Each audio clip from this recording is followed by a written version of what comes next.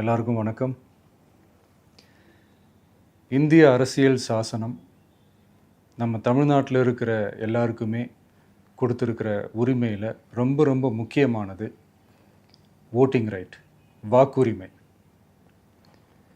ஒரு மனுஷன் உயிரோடு இருக்கான்றதுக்கு அடையாளமாக இருக்கிறதுல அவனோட ஓட்டுரிமை ரொம்ப முக்கியம். அதனால தான் voting is not only our right but also our life. ஒரு முக்கியமான விஷயத்தை பற்றி இப்போ நான் உங்ககிட்ட ஷேர் பண்ண போகிறேன். இது நான் ஃபஸ்ட்டு கேள்விப்பட்ட உடனே எனக்கே ரொம்ப ஷாக்கிங்காக தான் இருந்தது.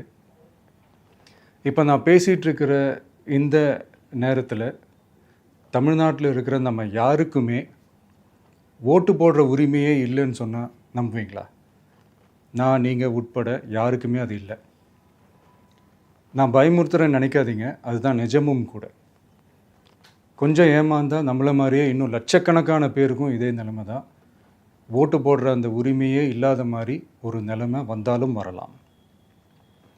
இதுக்கு மெயின் ரீசன் அந்த எஸ்ஐஆர், ஸ்பெஷல் இன்டென்சிவ் ரிவிஷன், சிறப்பு தீவிர திருத்தம். இப்போது இந்த எஸ்ஐஆர் நம்ம தமிழ்நாட்டில் எப்படி ஒர்க் ஆக போகுது? கடந்த ஜனவரி மாதம் எடுத்த அந்த கணக்கெடுப்பில் 6,36,00,000 வாக்காளர்கள் நம்ம தமிழ்நாட்டில் இருக்கிறாங்க. ஆனால் அவங்க யாருக்குமே இந்த ஓட்டு போடுற உரிமையே இல்லை. அந்த பிஎல்ஓன்னு சொல்லுவாங்க, பூத் லெவல் ஆஃபீஸர்ஸ், வாக்குச்சாவடி நிலை அலுவலர். அவங்க தான் வீடு வீடாக போய் அந்த ஃபார்மை கொடுப்பாங்க. அதை நம்ம ஃபில்அப் பண்ணி கொடுக்கணும். அதை தேர்தல் ஆணையம் அதை எடுத்துகிட்டு போய் அதை ஸ்க்ரூட்டினைஸ் பண்ணி அது எல்லாமே கரெக்டாக இருக்கான்னு செக் பண்ணி பார்த்ததுக்கப்புறம் அந்த வாக்காளர் பட்டியலை வெளியிடுவாங்க. அந்த வாக்காளர் பட்டியலில் நம்ம பேர் இருக்கணும், அப்போ தான் நம்மளால் ஓட்டு போட முடியும். அந்த புது பட்டியல் வர்ற வரைக்கும் நம்ம வாக்காளர்களான்றது அது உறுதியே செய்ய முடியாது. இன்கேஸ் அந்த புது பட்டியலில் நம்ம பேர் இல்லைன்னா அது ஒரு தனி ப்ராசஸ், அது ஒரு தனி ஃபார்ம், அது ஒரு தனி கிளைம்ன்ற மாதிரி அது ஒரு வேறு வேலை.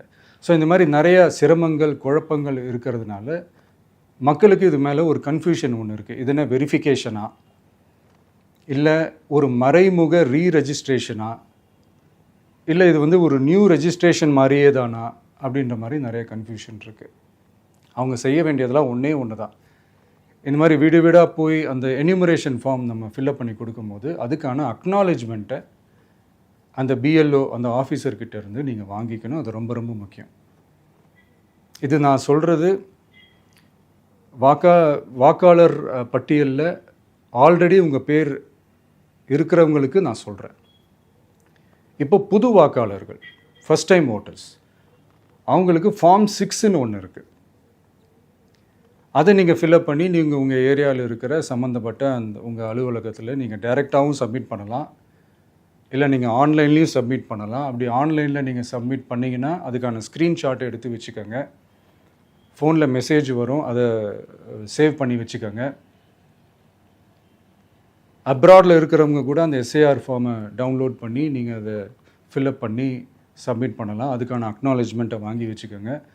ரொம்ப முக்கியமாக உங்களோட பிஎல்ஓ அந்த ஆஃபீஸர் யாருன்னு தெரிஞ்சு வச்சுக்கோங்க. இந்த தேர்தல் ஆணையம் அந்த வெப்சைட்டில் போனீங்கன்னா அந்த பர்டிகுலர் பிஎல்ஓ ஆஃபீஸரோட ஃபோன் நம்பர் கூட நீங்கள் எடுத்து வச்சுக்கலாம். இன்கேஸ் உங்களை யாரையும் ரீச் பண்ணலை, இல்லை உங்களுக்கு அந்த ஃபார்ம் கிடைக்கல அப்படின்னா நீங்கள் அவரை காண்டாக்ட் பண்ணி அந்த ஃபார்மை வாங்கி நீங்கள் ஃபில்அப் பண்ணி நீங்கள் சப்மிட் பண்ணலாம். ரொம்ப முக்கியமாக அதுக்கான அக்னாலேஜ்மெண்ட்டை வாங்கி வச்சுக்கோங்க.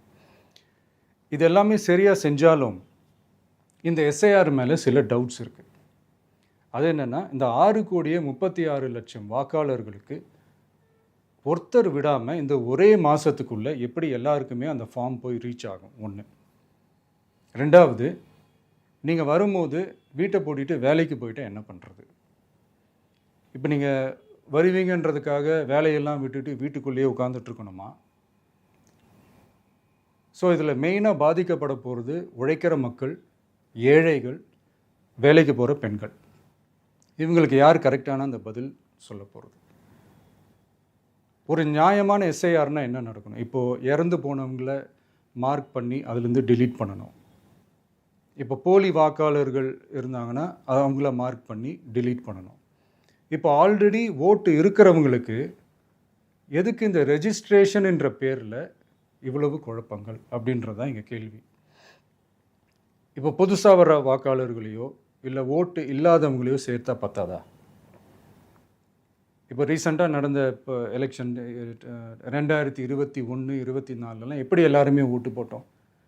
அதில் ஓட்டு போட்டவங்க கூட இப்போ புதுசாக ரெஜிஸ்டர் பண்ணணும்னா அது ஏன் அந்த கன்ஃபியூஷன் அப்படின்றதான் நாங்கள் கேட்குறோம். அதனால தான் நாங்கள் எஸ்ஐஆரை எதிர்க்கிறோம். இப்போ புதுசாக சில கம்ப்ளைண்ட்ஸ்லாம் வர ஆரம்பிக்குது. அது என்னென்னா முக்கியமாக நம்மளுடைய டிவிகே தோழர்களுக்கு அந்த ஃபார்ம் கிடைக்க மாட்டேங்குது, கொடுக்க மாட்டேன்றாங்க அப்படின்ற சில கம்ப்ளைண்ட்ஸ். இது யார் பண்ணுறாங்க அப்படின்றது நான் தான் சொல்லி தெரிய வேணும்னு ஒன்றும் அவசியம் இல்லை உங்களுக்கு. இப்போ இருக்கிற ஆட்சியாளர்கள் அவங்களுக்கு கைப்பாவையாக இருக்கக்கூடிய சில பேர் வந்து இதை செய்ய ஸ்டார்ட் பண்ணியிருக்கிறாங்க. அதனால் மைடியர் வர்ச்சுவல் வாரியர்ஸ், இதை வந்து சாதாரணமாக எடுத்துக்காதீங்க. இது எல்லாருக்குமே அந்த ஃபார்ம் போய் ரீச் ஆகணும். இதில் ரொம்ப உறுதியாக இருங்க.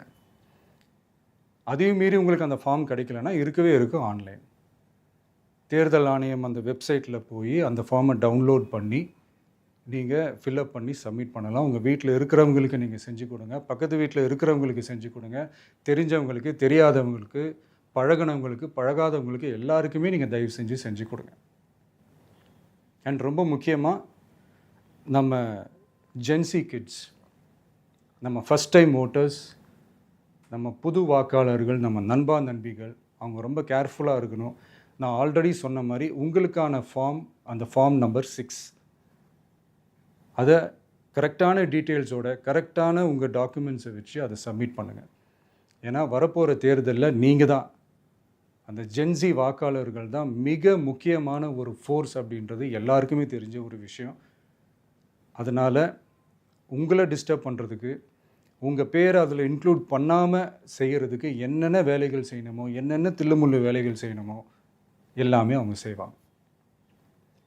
இது நமக்கு எல்லா திசையிலையும் எல்லா பிரச்சனைகள் கொடுத்துட்டு தானே இருக்கிறாங்க. அது டிஃபால்ட்டாக நடந்துட்டு தான் இருக்கும். அது ஒன்றும் பண்ண முடியாது. ஸோ அந்த மாதிரி ஓட்டு போடுற விஷயத்துலேயும் அவங்க என்ன உத்தரமராக மாறவா போகிறாங்க?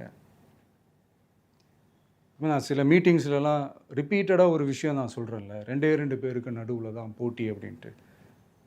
அது மேடைக்கு மேடை அவங்க அதை ப்ரூவ் பண்ணிகிட்டு இருக்கிறாங்க. அதனால் தோழர்களே, வரப்போகிற தேர்தலில் நம்ம யாருன்னு காட்டணும், நம்ம பலம் என்னன்னு காட்டணும். அதுக்காக அந்த பலமான, அந்த பவர்ஃபுல்லான ஆயுதத்தை நம்ம கையில் எடுக்கணும். அந்த ஆயுதம் வேறு எதுவுமே இல்லை, ஓட்டு, வாக்கு, ஜனநாயகம்.